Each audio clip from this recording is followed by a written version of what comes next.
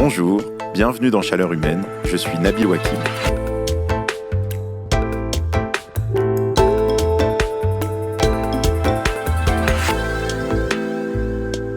Il y a des gens qui détestent les kermesses de l'école ou les spectacles de fin d'année. Moi, je le dis franchement, j'adore. Bon, je suis pas très objectif, mais je trouve que le concert de chorale de ma fille de 8 ans de cette année, c'était clairement le meilleur spectacle auquel j'ai assisté. Il faut dire que le thème me parlait forcément. C'était un conte musical dans lequel une trentaine d'enfants du 20e arrondissement de Paris listent en chantant des noms d'arbres.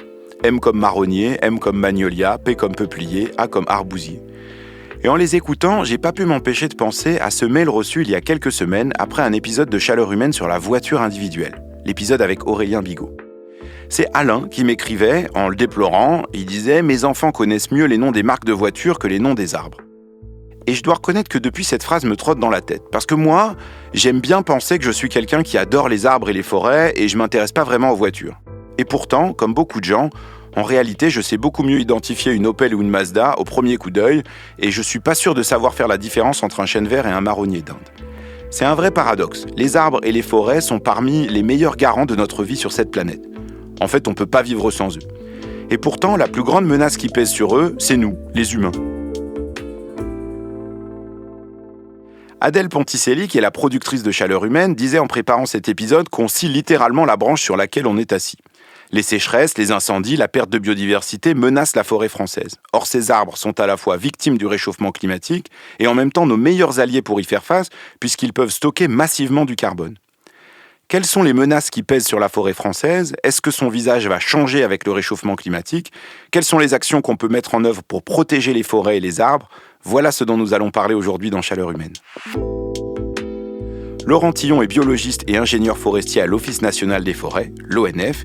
Il vit au cœur de la forêt de Rambouillet qui lui a inspiré le livre « Être un chêne » paru en 2021 chez Actes Sud. Il était également l'auteur de l'essai « Les fantômes de la nuit des chauves-souris et des hommes » paru en 2023, également chez Actes Sud. Bonjour Laurent Tillon. Bonjour Nabil. Alors Laurent Tillon, vous revenez de plusieurs terrains, un peu partout en France, en forêt. Est-ce que dans vos observations, vous constatez que ce qui menace le plus les arbres et les forêts françaises aujourd'hui, c'est le réchauffement climatique ? C'est clairement le réchauffement climatique et toutes les conséquences qui sont associées. En fait, quand on regarde un petit peu l'état de la forêt aujourd'hui, on se rend compte qu'elle souffre de la chaleur et de la sécheresse. Alors, les deux composantes associées, c'est-à-dire que certains arbres ont une certaine capacité de résistance aux fortes chaleurs, mais par contre, ils ont quand même de toute façon besoin d'eau. Et d'autres, de toute façon, avec le manque d'eau qui devient criant depuis en particulier 2022, on voit des dépérissements qui sont assez forts. Mais malheureusement, ces phénomènes-là, ils avaient démarré déjà depuis quelques années. Ce qu'on a vu d'abord arriver, c'est pas finalement des éléments qui sont liés au réchauffement climatique, c'est plutôt des éléments qui sont liés au changement global, à la mondialisation. On a vu par exemple avec la circulation des marchandises arriver des pathogènes, c'est-à-dire des organismes, en particulier des champignons, mais aussi des insectes, qui, en débarquant via les marchandises arrivant dans nos ports ou ailleurs, ont pu se disperser. Dans la plupart des cas, ils sont assez vite naturellement éliminés, mais certains arrivent à s'installer. Et on a vu des champignons, par exemple, s'installer au point de détruire certaines essences forestières. Je vais en citer un champignon, la calarose du frêne, qui lui est arrivé de l'Est, progressivement, et puis une fois qu'il s'est installé sur le territoire européen, finalement nos frênes n'avaient pas la possibilité de se défendre face à ce champignon, ils n'avaient pas l'habitude tout simplement, et la progression a été tellement rapide que kilomètre après kilomètre, tous les frênes qui étaient présents se sont fait grignoter de l'intérieur. Les vaisseaux conducteurs de sève étaient bouchés, les arbres faisaient des embolies et d'un seul coup, ils mouraient de manière assez inattendue, voire ils cassaient, ça rendait le bois très cassant. Et c'est ce genre de phénomène qu'on a vu arriver dans le courant des années 2000 et qui se sont multipliés avec tout un tas d'espèces qui sont arrivées via effectivement le commerce mondial. Mais est-ce qu'il n'y a pas du coup un effet démultiplicateur, c'est-à-dire l'arrivée d'espèces auxquelles ne sont pas habituées les forêts françaises, et par ailleurs le manque d'eau, la sécheresse, les incendies, est-ce que ces menaces-là, elles se combinent ? Elles se combinent, elles s'associent dans certains cas, et puis elles ont un effet, comme vous disiez, multiplicateur. Prenez par exemple toutes les forêts des montagnes de l'Est de la France, en particulier les Vosges et le Jura. Pendant un certain temps, donc, elles ont toujours eu une certaine quantité d'eau qui rendait les arbres super résistants, très très forts, jusqu'à un moment où l'eau a commencé à diminuer un petit peu, ce qui a laissé la place à certains pathogènes de s'installer. Et en particulier, pour certains insectes d'ailleurs, ils étaient déjà présents auparavant. Mais le fait d'être face à des arbres d'un seul coup très fragilisés, ils sont venus, ils se sont reproduits, et comme ils ont pour certains d'entre eux des cycles de vie très rapides, c'est le cas des scolytes, par exemple sur les épicéas, ils se sont reproduits de manière phénoménale, en quantité absolument incroyable, et on a vu parfois en seulement 2 ou 3 ans des pans de montagne complètement roussir, c'est-à-dire que tous les épicéas étaient morts, sur parfois 100, 200, 500 hectares d'un seul tenant. Donc tout ça, c'est des effets qui sont combinés. À partir du moment où un arbre est fragilisé, dans sa biologie, quand il subit une fragilité, ben là, tous les pathogènes peuvent venir s'installer en accélérant le phénomène de dépérissement. Oui, mais est-ce que ça veut dire qu'il faut se préparer à l'idée que dans les 5, 10, 20 prochaines années, la forêt française va être complètement transformée? Un de mes collègues, Julien Guintard, a travaillé par exemple sur le hêtre. Il disait voilà, le hêtre, c'est aujourd'hui à peu près 10% de la population des forêts françaises. Bon, le hêtre a toutes les chances de disparaître. C'est-à-dire que le visage des forêts françaises va changer? Mais le visage, il va non seulement changer en essence, c'est-à-dire en qualité des arbres qu'on va avoir, en espèces d'arbres qu'on trouvera dans nos forêts, mais il va aussi changer de par l'absence d'eau qui va générer soit des mortalités massives, soit au contraire des contraintes très très fortes sur les jeunes générations qui arrivent d'arbres là, et qui pourront plus donner des arbres gigantesques comme on les connaît aujourd'hui. Pour vous donner un exemple, ça m'arrive effectivement d'aller notamment dans les forêts du centre de la France, le bassin ligérien. Ces grosses chaînées du bord de Loire, qui sont plutôt bien inondées, qui sont bien nourries aussi avec des sols profonds, riches en limon, et qu'on voit aussi jusque dans des belles forêts comme celle de Troncé, dans le nord de l'Allier. Voilà, une forêt vraiment du centre de la France avec des chênes de 45 mètres de haut. Ils sont fabuleux, ils sont fantastiques. L'arbre, il pousse avec toujours en permanence depuis son enracinement depuis très longtemps, avec une certaine quantité d'eau. Et lui, il a poussé jusqu'à une certaine hauteur parce qu'il était en concurrence avec les arbres voisins qui, à cause de la course à la lumière, essayaient de ponctionner de la lumière. Donc lui, ça l'obligeait à grimper, à aller jusqu'à la limite physique de la quantité d'eau qui était présente dans le sol. Sauf que, depuis au moins 5-6 ans, on a vu un des points de bascule dans le courant des années 2010, on a beaucoup moins d'eau qui tombe dans les forêts, même dans nos paysages, de manière globale, en particulier l'eau en hiver, qui, elle, sert à remplir les nappes dans lesquelles les arbres vont aller puiser l'eau dont ils auront besoin dans le printemps et l'été. Ça a pour conséquence que ces arbres-là, du coup, alors qu'ils avaient grandi avec une certaine quantité d'eau dans certaines régions, et c'est le cas par exemple en Auvergne ou sur le bassin de la Loire, en Auvergne, la forêt de Troncé où les arbres grandissent bien, habituellement, ils ont grandi avec 900 à 1000 mm de pluie par an. 2016, 2017, 2018, enfin surtout 2018, 2019, il y avait seulement 350 mm de pluie sur l'année. Et les arbres, du coup, ils avaient soif et ils n'avaient plus la possibilité d'emmener l'eau jusqu'en haut.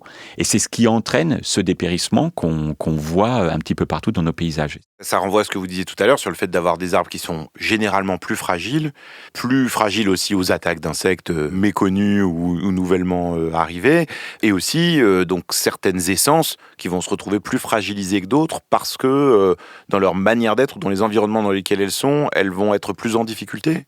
Oui, c'est ça. C'est-à-dire que, par exemple, le hêtre, c'est typiquement une essence d'arbre qui a besoin d'au moins 700 mm de pluie. Il ne peut pas se passer d'une certaine quantité d'eau. Sauf que, notamment dans la moitié nord de la France, vous prenez les forêts normandes, vous prenez les forêts picardes, vous prenez les forêts du nord-est, il y a une quantité de hêtre assez considérable. Le problème, c'est que ces hêtres, ils n'ont plus la même quantité d'eau qu'avant et que ça leur pose des vrais problèmes.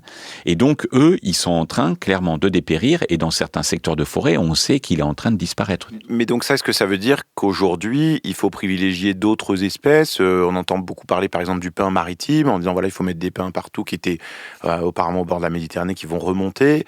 Est-ce que ça veut dire que la forêt française, elle va changer de visage d'une manière sous l'impulsion humaine, en disant, voilà, on va planter autre autre chose, ou est-ce qu'à l'inverse, il faut laisser la forêt trouver ses propres solutions face aux changements qui s'annoncent ?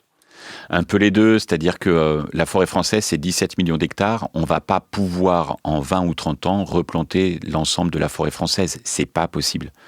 Et c'est d'autant moins possible que on sait qu'il va y avoir des contextes un petit peu différenciés dans les régions et des adaptations locales qui vont parfois s'exprimer ou des dépérissements plus forts qu'attendus dans certaines forêts.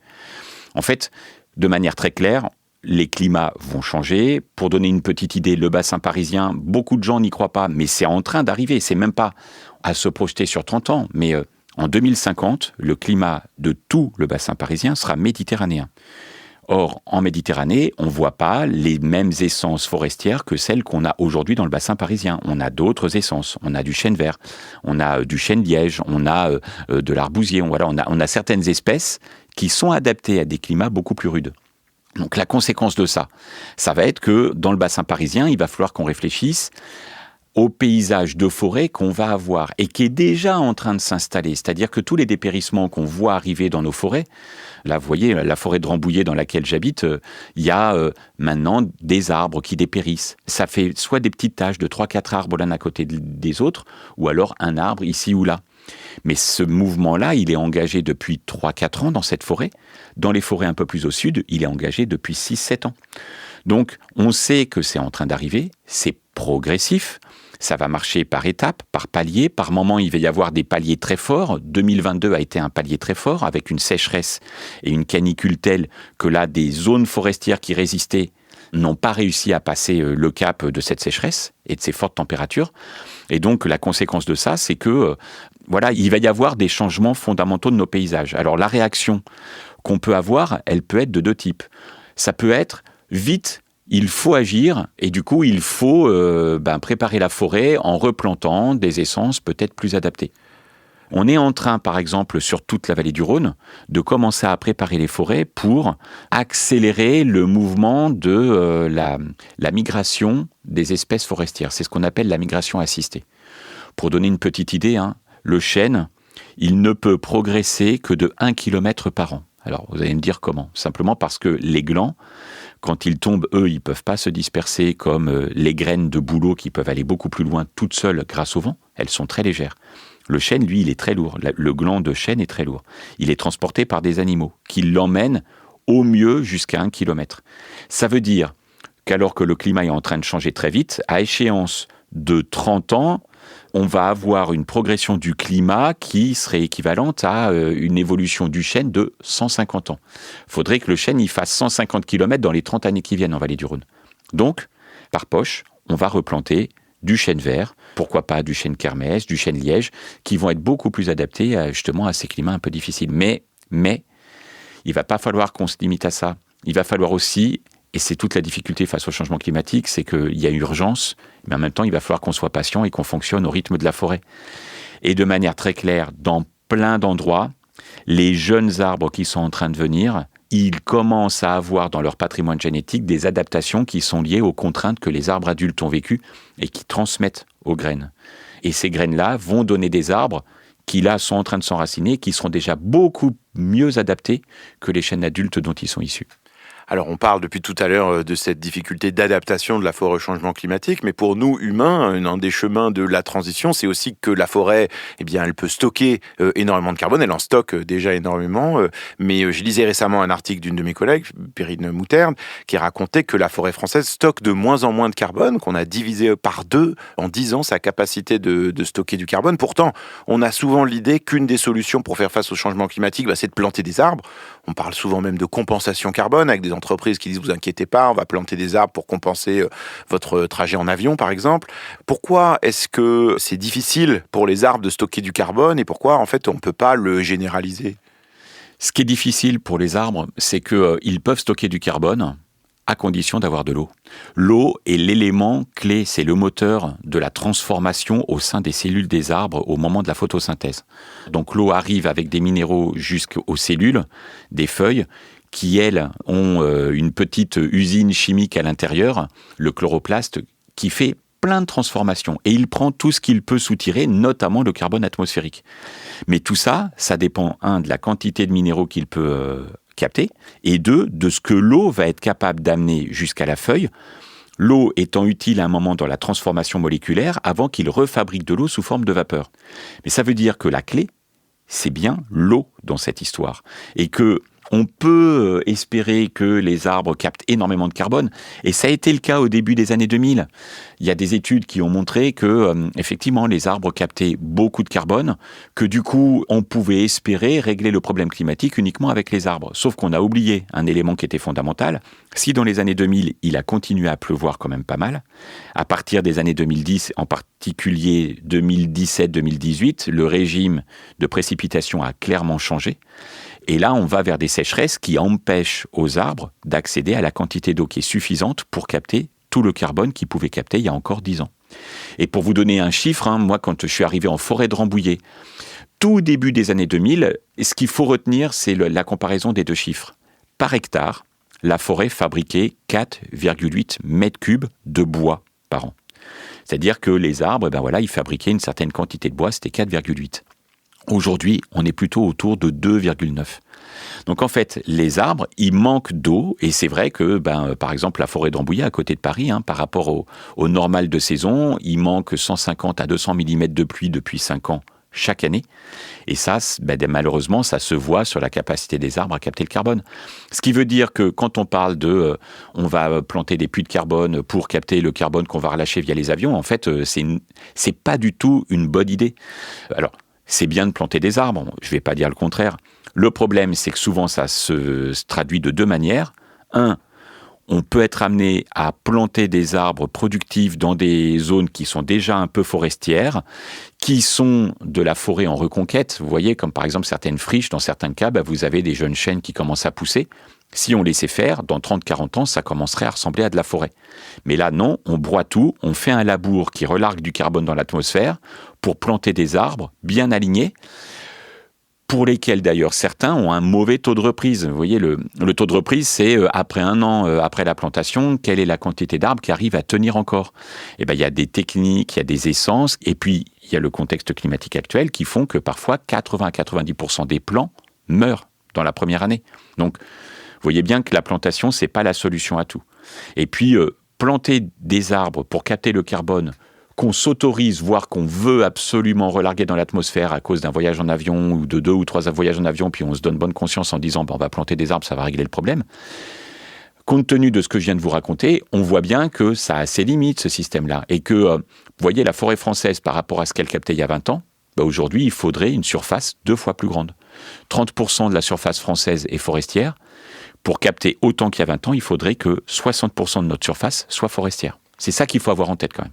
Alors, il y a un point dont on n'a pas parlé, c'est la question des incendies. On a vu notamment en 2022 des incendies très importants. On a vu encore là, déjà en 2023, ailleurs en Europe et ailleurs dans le monde, une saison d'incendies qui a commencé assez tôt. Est-ce que la multiplication des incendies et le fait qu'ils s'attaquent à des parties plus au nord de la France, c'est une vraie menace pour la forêt française, ou est-ce que ça, d'une certaine manière, c'est un risque que les forêts savent gérer ? Il y a plusieurs éléments. Déjà, le premier élément, c'est que les incendies, le risque incendie, même chez nous, en France et dans la moitié nord de la France, il était déjà présent dès le mois de janvier. Et on a eu des incendies dès janvier-février dans nos forêts. Sauf que à chaque fois, ça a été assez vite contraint. Donc, comme les incendies étaient contenus, on en a peu parlé, on en a peu entendu parler dans les médias. Mais ça y est, c'est en train de se multiplier. Et là maintenant, mais il n'est pas étonnant, vous voyez, de voir des incendies alors qu'il a plu en avril-mai. Il y a encore 15 jours, il y a eu des départs de feu en forêt de Fontainebleau.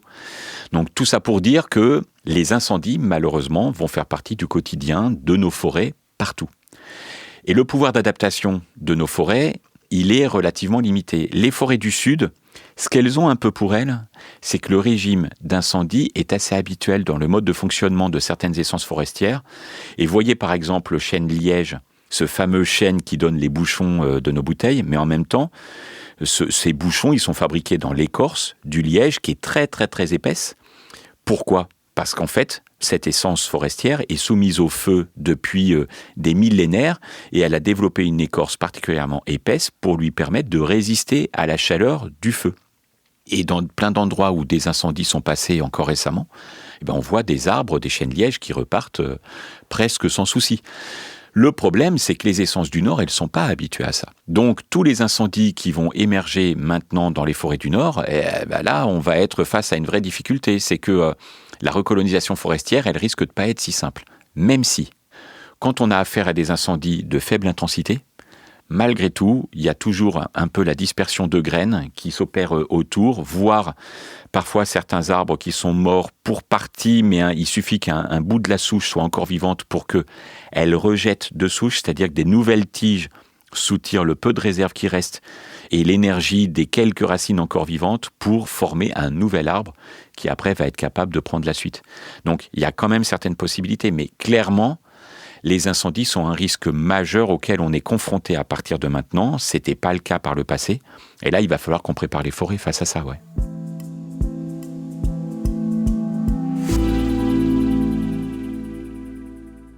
Alors j'aimerais bien qu'on aborde, vous en avez parlé un tout petit peu, votre propre expérience et votre propre vécu avec les forêts, puisque vous êtes ingénieur forestier, mais vous-même vous vivez en forêt. Vous avez écrit dans Être un chêne votre rapport à un chêne en particulier qui vous a suivi ou rencontré quand vous étiez enfant, adolescent. Et dans votre boulot quotidien, dans vos observations, encore en cette année 2023, cet effondrement de la biodiversité, fortement lié au réchauffement climatique, comme vous l'avez dit, vous l'avez encore constaté. Pour vous donner une petite idée, dans une réserve biologique qu'on a mise en place en forêt de Rambouillet, donc une réserve biologique, c'est un espace de forêt dans lequel il ne se passe plus rien, sauf pour la biodiversité. Dans cette réserve, il y a 41 mares. Je les suis depuis 1999, donc je commence à avoir un certain recul. Ces mares ont toujours été en eau, par moments il y en a une qui s'assèche un peu. Et je suis les amphibiens, les crapauds, les grenouilles, les tritons, pour voir comment évolue leur population. Et là, depuis 1 an et demi, ce que je constate, c'est un phénomène que j'avais jamais rencontré. Un assèchement massif des mares, et sur les 41 points d'eau, j'ai démarré la saison fin février avec seulement 15 en eau. Les autres étaient à sec. Qu'il y en ait 1 ou 2 à sec, c'est déjà arrivé, c'est normal. Mais là, qu'il y en ait 25 qui étaient à sec, c'était totalement anormal. À l'heure où je vous parle, il n'en reste plus qu'une petite dizaine. Et encore, dans la dizaine, il y en a 4 avec plus de 10 cm de profondeur d'eau. Les autres ont moins de 10 cm. Et je dois faire, là, dans les suivis que je suis amené à faire, bien sûr, je regarde les larves, je regarde la manière dont ces populations d'amphibiens évoluent. Et en fait, malheureusement, ces points d'eau, ils sont voués à s'assécher complètement. Et je pense qu'il en restera 2 ou 3 encore fonctionnels dans les années à venir, mais que le reste va complètement s'assécher.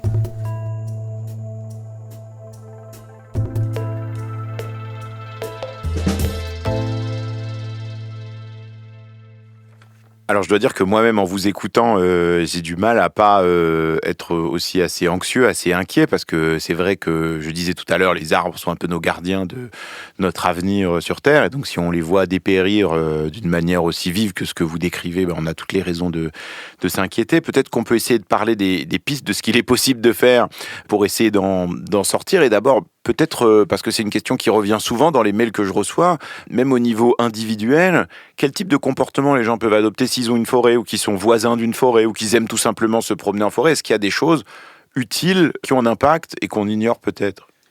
Alors, une chose est très claire, c'est que le vrai moteur de captation du carbone, le vrai moteur de la vie dans la forêt, c'est la biodiversité.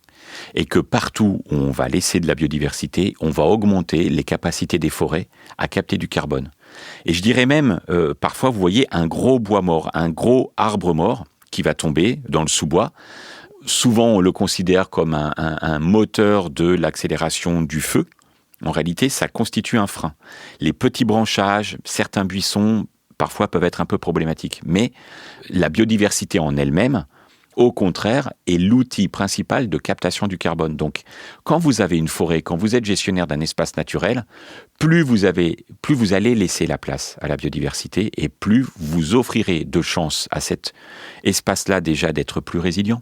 Vous voyez, quand par exemple, dans un secteur de forêt, vous avez du chêne, du hêtre, du frêne, pourquoi pas du charme, du merisier et du noisetier ensemble, il y a certaines essences, comme le hêtre, qui vont être fragilisées par la sécheresse, le frêne, qui va être fragilisé peut-être par la calarose. Mais en même temps, les autres espèces qui sont autour vont apporter la possibilité de cicatriser un petit peu après la disparition d'un de ces arbres, voire dans certains cas, vont les aider, finalement, ils vont les épauler en hébergeant des espèces susceptibles de manger le ravageur qui va les atteindre. Donc c'est en ça que la biodiversité est vraiment intéressante. Et puis, à partir du moment où vous avez un chêne en haut et puis pourquoi pas du charme en dessous avec du noisetier, chacun va jouer sa part dans la captation du carbone aussi. Et chacun va aller capter de l'eau à des endroits différents qui va faire que globalement ça va aller mieux. Donc quand on est gestionnaire d'espace, voilà, la biodiversité c'est une clé. Oui, mais c'est-à-dire laisser faire la biodiversité, concrètement, ça veut dire ne rien faire, en fait. C'est-à-dire ne pas intervenir de manière systématique dans un espace forestier. Exactement. Et c'est d'ailleurs un défaut que l'homme a systématiquement, que ce soit l'homme individuel, que ce soit le politique qui est lié à un mandat. Il faut agir, il faut montrer qu'on fait des choses. Sauf que le temps de la forêt, c'est pas le temps de l'homme, c'est pas le temps du mandat électoral, c'est pas le temps d'une génération humaine. Le temps de la forêt, c'est du temps très très long et dans laquelle les vivants vont s'installer progressivement et il faut leur laisser le temps de mettre en place le fonctionnement écologique naturel qui n'est pas notre temps à nous. Oui, mais ça, est-ce que c'est en fait compatible avec les autres usages que nous, humains, on a de la forêt ? On a besoin de bois pour la construction, c'est quand même mieux que d'utiliser du béton, on a besoin de bois pour se chauffer. Comment on fait finalement pour trouver un point d'équilibre entre ces différents impératifs ? Ça implique une remise en question de notre manière de vivre tous ensemble. On va être très clair. C'est-à-dire qu'à partir du moment où on a une manière de consommer, une manière de vivre, une manière de consommer des loisirs, par exemple aussi, qui implique des émissions de carbone, tout ça, il faut qu'on le remette en question de manière très claire.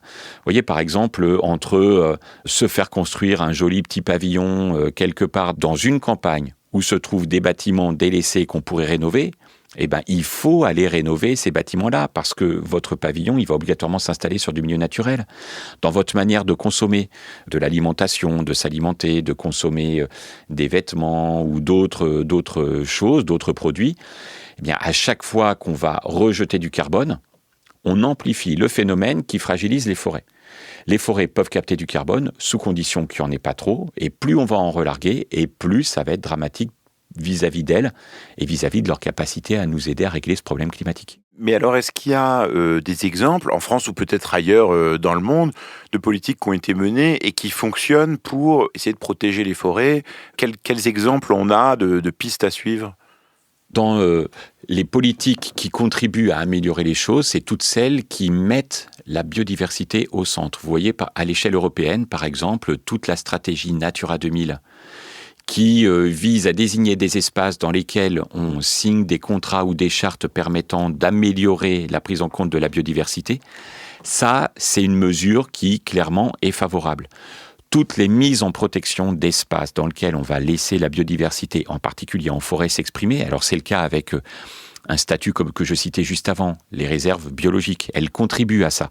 On met en place aussi dans nos forêts publiques un autre dispositif parce que les réserves biologiques de 100, 200 hectares, on ne peut pas forcément en mettre dans toutes les forêts.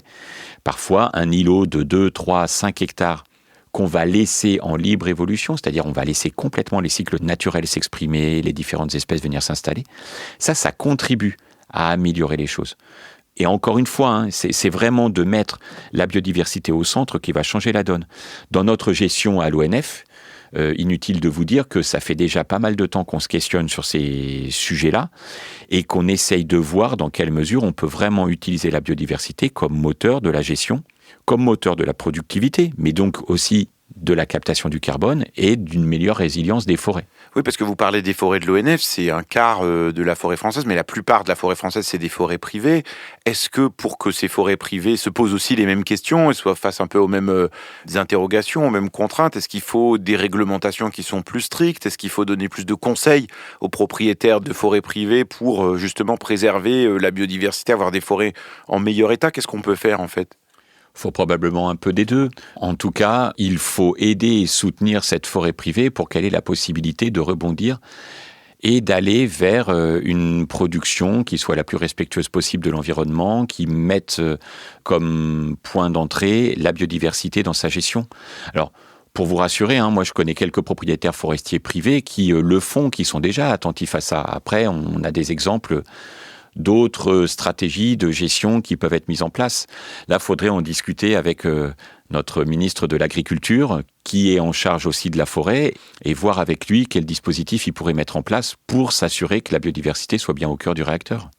Alors là, on parle de la biodiversité, mais parfois, on se demande un peu s'il n'y a pas, enfin en tout cas, je me demande un peu s'il n'y a pas parfois des stratégies qui peuvent s'opposer. Par exemple, sur la lutte contre les incendies, on voit souvent qu'on dit qu'il faut que les forêts, justement, soient traversées par des grandes tranchées. Le problème, c'est que si on creuse des grandes tranchées à l'intérieur des forêts pour empêcher que le feu avance, est-ce qu'il n'y a pas un risque que pour un certain nombre d'espèces, on les empêche de circuler? Est-ce que parfois, il n'y a pas une opposition entre différentes stratégies qui sont toutes bonnes, mais quand on les met ensemble, ne fonctionnent pas forcément?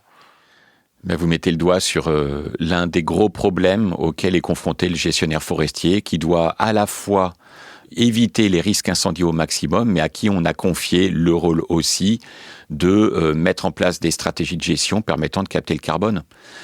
À partir du moment où vous faites justement ces grands pare-feux, ces grandes tranchées comme vous les appelez, ou à partir du moment où on nettoie bien le sous-bois pour éviter les départs de feu, notamment à côté des zones urbaines, on détruit de la biodiversité qui, elle, est le meilleur moteur pour capter le carbone. Donc en fait, face à un risque immédiat qui est le risque incendie, on met en péril la capacité du système à long terme de régler le problème climatique qui augmente le risque d'incendie.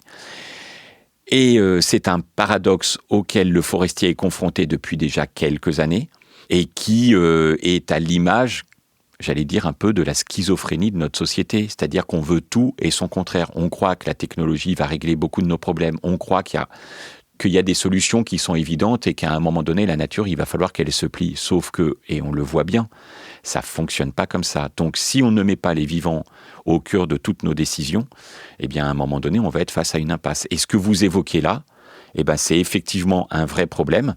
Pour l'instant, on le fait, on le met en place sur les forêts qui sont les plus sujettes à des départs de gros incendies, de méga-feux. C'est le cas notamment dans les forêts du sud-ouest. La question, elle va se poser pour toutes les autres forêts de métropole. Et là, quelle est la bonne stratégie? Qu'est-ce qu'il va falloir qu'on fasse? Pas facile. Mais pour autant, les forêts françaises, c'est aussi des forêts qui ont été pour certaines faites à la main de l'homme. Il y a des zones dans lesquelles il y a de la monoculture, où ça a été fait pour la production forestière. Donc moi, j'entends tout à fait le discours qui dit on ne peut pas plier la nature comme on souhaiterait qu'elle soit. Pourtant, c'est ce qu'on a essayé de faire ces 100 dernières années, notamment dans notre travail et dans notre rapport avec la forêt. Est-ce que ça veut dire qu'on s'est trompé, qu'on a fait trop de monoculture à certains endroits et qu'on n'aurait pas dû faire comme ça? Ou est-ce que c'est simplement qu'aujourd'hui, les conditions ont changé et donc le réchauffement climatique va trop vite et donc il faut qu'on arrête ce qu'on faisait auparavant? Oui, pour donner 2 chiffres, en 1857, on était sur la partie la plus basse de notre histoire forestière, avec seulement 13% de la métropole qui était occupée par de la forêt. Aujourd'hui, on est autour de 31%, donc c'est plutôt un bon signe. Il y a eu une véritable politique de reboisement de la France qui a été nécessaire. Et ce reboisement, il s'est traduit par effectivement des grandes plantations. Ça a été le cas dans le massif landais, à la fois pour assainir, à la fois pour proposer plus de bois, parce qu'on s'est bien rendu compte à un moment donné qu'on était en train de vider les forêts françaises et qu'il nous fallait à nouveau du bois. Donc, ce régime de plantation, il est issu de ça, de ce constat-là. Mais pour autant, on était à des périodes très différentes de celles qu'on vit aujourd'hui. C'est-à-dire qu'à l'époque, il y avait quand même s'il y avait parfois des petites chaleurs et des sécheresses, il y avait quand même une quantité d'eau de manière globale qui était différente de celle d'aujourd'hui. Aujourd'hui, on est sur un système qui est totalement différent. Et de toute façon, si nous, on n'accompagne pas la forêt, elle va dépérir quoi qu'il arrive. Enfin, c'est le mouvement, il est engagé. On ne peut plus reculer face à ça. Donc, soit on l'accompagne, soit on le subit. Et c'est pour ça qu'il nous faudrait vraiment des politiques qui nous permettent d'accompagner le mouvement. Mais attention, en étant très prudent et en observant bien ce qui se passe dans les forêts. C'est-à-dire que ce n'est pas forcément, encore une fois, par l'action offensive de plantation, de nettoyage des sous-bois systématiques pour éviter le risque incendie qu'on réglera l'ensemble de nos problèmes. Et pour ça, il y a quand même des forestiers, il y a des gens qui ont une compétence incroyable, qui savent à peu près gérer tous les enjeux. Maintenant, encore faut-il qu'on leur laisse les moyens, effectivement, de mettre en œuvre ces politiques-là. L'enjeu, il va être là. Justement, sur ces enjeux-là, est-ce que vous gardez espoir qu'on aille quand même dans la bonne direction? Est-ce que vous vous dites, bon, on est en train d'apprendre à faire face à ces enjeux-là, à guider les forêts pour pouvoir les préserver et préserver nos arbres? Ou est-ce qu'à l'inverse, vous vous dites, on va pas du tout dans la bonne direction, on prend pas le bon chemin? Non, il y a quand même des vraies notes d'espoir, c'est-à-dire que l'ensemble des forestiers, que ce soit les forestiers publics de l'ONF ou les forestiers privés, ils ont tous largement pris conscience de la situation déjà depuis quelques années. Et donc, on s'y prépare. On s'y prépare par des outils. Vous voyez, par exemple, pour l'aide à la décision, on a mis en place, avec des chercheurs de l'INRAE, avec d'autres structures, et puis aussi les forestiers privés, un outil qui s'appelle Climessence et qui fait un état des lieux, avec des mises à jour très régulières, de quelles essences sont les plus adaptées dans quelle région, au regard des changements qui sont en cours, en tenant compte des données de pluviométrie, des données climatiques. Et donc, en fait, grâce à cet outil-là, on aide tous les forestiers, qu'ils soient publics ou privés, dans les choix qu'ils sont amenés à faire pour justement les plantations qu'ils pourraient conduire sur leur propriété. Et puis, au-delà de ça, est engagée toute une politique et une stratégie de gestion forestière qui met quand même en avant la biodiversité. Et on voit bien quand même dans plein de secteurs que cette stratégie-là, elle paye, c'est-à-dire qu'elle ralentit les dépérissements, qu'on sent une biodiversité qui est en train de s'exprimer de plus en plus, à tel point que quand on voit parfois un insecte ravageur émerger, il est tout de suite pris en charge par des parasites ou des prédateurs qui, du coup, empêchent complètement son expansion et les risques pour la forêt. Donc en fait, on n'est pas sans avoir rien fait et sans avoir anticipé le mouvement. Sauf que c'est vrai que le mouvement va très vite et que c'est là que chaque citoyen doit se questionner dans sa manière de vivre, de consommer. Encore une fois, plus on va relarguer de carbone et moins ces forêts auront cette capacité à être résistantes et résilientes. Alors justement, avant de vous laisser repartir en forêt, je voulais vous poser cette question-là dont vous parlez justement sur ce rapport aux actions individuelles qu'on peut faire chacun, chacune. Est-ce que vous, au fur et à mesure de votre travail sur ces questions-là, il y a un certain nombre de choses où vous vous êtes dit, ça, j'arrête de le faire, ou c'est des actions que j'aimerais faire différemment au niveau individuel parce que je trouve qu'elles ont trop d'impact sur l'environnement? Oui, alors faut dire que mon contact avec mon chêne Quercus, dont je raconte l'histoire dans Être un chêne, en fait, on voit bien l'évolution que j'ai en accompagnement de ce chêne, avec une prise de conscience à l'adolescence qui m'a amené à me questionner quand même sur ma manière de vivre. Et du coup, dans ma manière de faire, il y a deux choses. La première, c'est de vraiment observer les cycles de la nature, jusque dans mon potager. J'ai un potager dans lequel je travaille très peu, finalement, les choses. Et pourtant, il produit énormément. J'utilise pas d'eau du réseau pour l'alimenter, j'ai mes récupérateurs d'eau. Ça, c'est des choses que j'ai installées au fur et à mesure ces dernières années et qui font qu'aujourd'hui, il vit tout seul et je mange des légumes de mon jardin entre 6 à 8 mois par an. Ce qui est quand même pas mal, voilà, j'en suis assez fier parce que j'ai peu de temps à y consacrer et malgré tout, il produit des choses. Mais même dans ma manière de vivre, de consommer, vous voyez là par exemple, je suis devant vous et je suis habillé d'une marque française. Tout est bio, le coton est bio, pour partie fabriqué en France, et il est fabriqué en France. La proportion de carbone pour la production de ces vêtements a été très faible en proportion de ce qu'on peut avoir dans le panel de tous les vêtements qui nous sont proposés. Et par exemple, sur les déplacements, est-ce que c'est un sujet auquel vous réfléchissez? Est-ce que vous prenez encore l'avion pour des raisons professionnelles ou personnelles? On va dire que ces 5 dernières années, j'ai dû prendre l'avion 2 fois. Quand je dis 2 fois, c'est un aller-retour. Donc une fois en réalité, et j'y arrive pas, même pour les vacances, on essaye toujours en famille de limiter nos déplacements. Dans certains cas, alors moi j'ai la chance d'habiter en forêt de Rambouillet, vous voyez, donc il y a plein de grandes vacances pendant lesquelles on reste à la maison, parce qu'on considère qu'on a tout sous la main, et j'emmène ma fille qui a bientôt 10 ans faire des affûts en lisière de forêt pour observer les bestioles. On s'est fait des observations magnifiques l'année dernière, et ça c'est... Vous voyez, c'est un apprentissage, je trouve, qui est hyper important. La génération qui vient, on doit lui montrer l'exemple, et l'un des moyens d'initier un nouveau mouvement, c'est d'entraîner un attachement au vivant, un attachement à la nature, à tous ces cycles naturels, et pour eux, après, ça va devenir assez facile de s'adapter aux conditions qui sont en train de changer, parce que ça fera partie de leur manière de vivre et de leur lecture de la société et des paysages qui seront en train de changer. Merci Laurent Tillon. Merci beaucoup.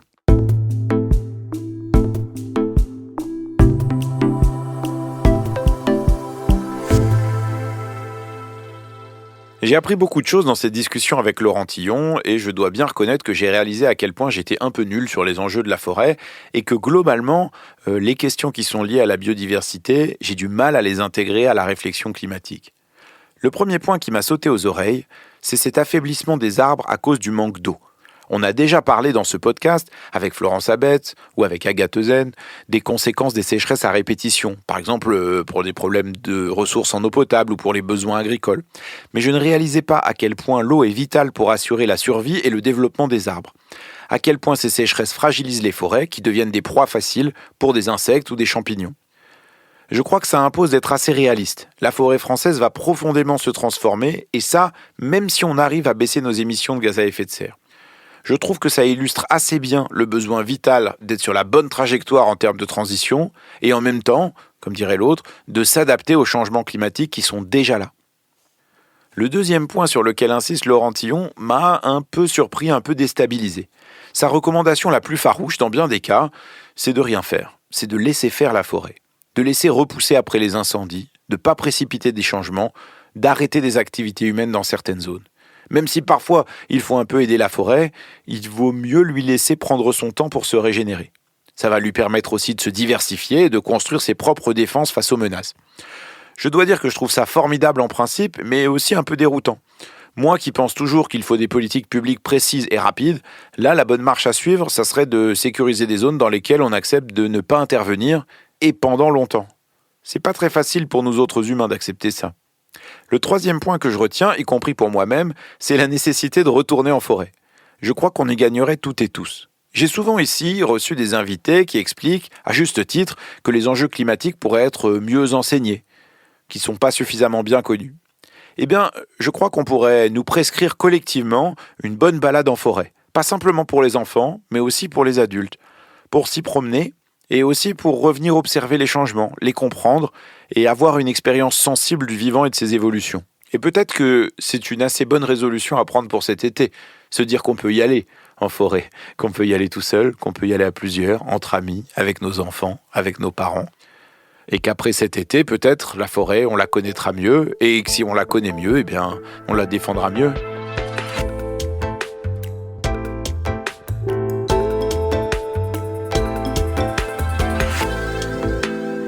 Merci beaucoup d'avoir écouté ce nouvel épisode de Chaleur Humaine, un podcast de la rédaction du Monde, produit par Adèle Ponticelli et Esther Michon, réalisé cette fois-ci par Solène Moulin, avec une musique composée par Amandine Robillard. Pour les curieuses et les curieux, le charmant conte musical dont je parle dans l'introduction s'appelle Mila et l'arbre bateau de Isabelle Aboulker. Cet épisode est presque le dernier de cette saison 3 de Chaleur Humaine, dans laquelle nous avons parlé entre autres du nucléaire et du travail, de l'avion et de la démocratie, des voitures et des bassines, mais si vous aimez Chaleur Humaine, sachez que cette saison n'est pas encore tout à fait terminée. Vous avez peut-être remarqué qu'avec mes collègues du Monde, nous publions depuis quelques jours une grande série d'enquêtes et de reportages sur la capacité de la France à s'adapter au changement climatique. On y parle d'ailleurs beaucoup des forêts. Et c'est justement dans ce cadre que vous pouvez venir assister le mardi 4 juillet à l'enregistrement du dernier épisode de Chaleur Humaine avant l'été. On se posera la question de savoir si la France est prête pour faire face aux conséquences du changement climatique avec la géographe Magali Regueza, que vous avez pu entendre dans l'un des tout premiers épisodes de Chaleur Humaine, et également avec le conseiller de Paris Alexandre Florentin qui a coécrit un rapport qui imagine à quoi ressemblerait la capitale sous des températures de 50 degrés en été. Il reste encore des places, vous pouvez vous inscrire sur le site du Monde Atelier. L'épisode sera ensuite diffusé le mardi 11 juillet avant une pause estivale bienvenue pour ce podcast et pour moi. Je vous rappelle que Chaleur Humaine, c'est aussi une infolettre hebdomadaire tous les mardis à laquelle vous pouvez vous inscrire gratuitement sur le site du Monde. Chaque semaine, je réponds à vos questions sur le défi climatique. Enfin, j'essaye. Ça y est, l'été arrive et je vais pouvoir répondre aux centaines de mails encourageants, super critiques ou plein de recettes de cuisine envoyées à l'adresse chaleurhumaine@lemonde.fr. Vous pouvez bien sûr continuer à m'écrire et en profiter pour m'envoyer vos conseils de livres, de films ou de bandes dessinées sur les questions climatiques à cette même adresse. Je vais les compiler pour en faire une liste qu'on pourra partager tous ensemble pour cet été. Vous pouvez aussi bien sûr m'écrire pour m'envoyer vos avis et vos remarques sur cet épisode forestier, tout en ajoutant un bon bol de taboulé libanais à la menthe et aux oignons, puisque c'est enfin la saison.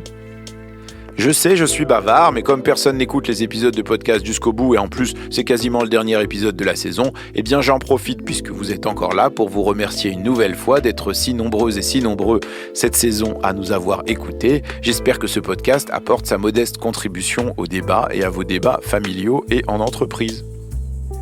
Si cet épisode vous a plu, vous pouvez bien sûr le partager à vos amis et en débattre, et venir mettre des commentaires sur votre plateforme de podcast préférée. Merci pour votre écoute et bravo. Mais alors là, vraiment super bravo d'être resté jusque-là, vraiment bravo. À bientôt.